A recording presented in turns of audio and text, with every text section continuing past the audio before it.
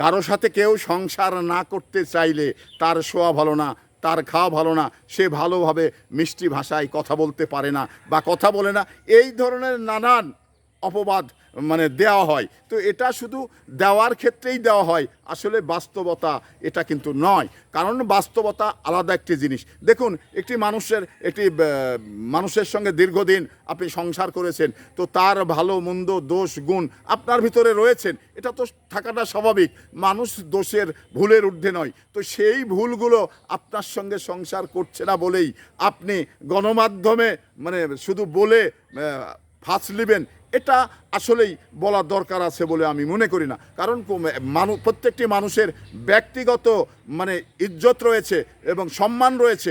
এই সম্মানগুলো গণমাধ্যমে আপনাকে উজাড় করে দিতে হবে, বলে দিতে হবে, হেউ করার চেষ্টা করতে হবে।